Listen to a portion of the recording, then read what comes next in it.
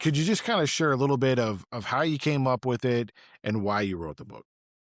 So there is this big gap between being an entrepreneur, which I've been for the last 30, to going into running a corporation. And my concern was, I want everything to be the way my vision sees it.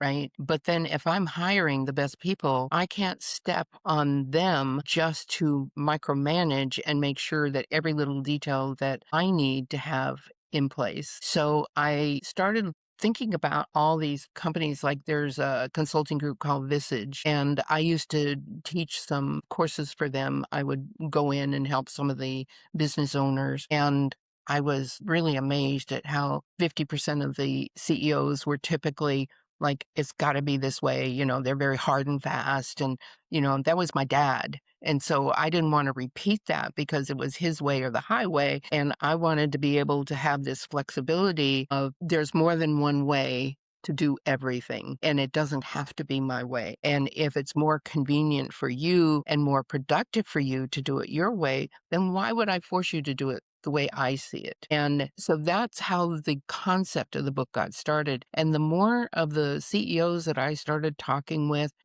they have no one to talk with. They're at the top. So they can't vent to their vice president because then that usurps the trust that the vice president has in them of being a capable CEO. And so where do they go? I mean, they can go home and talk to their family, but the family doesn't really have the experience to be able to relate to what they're going through.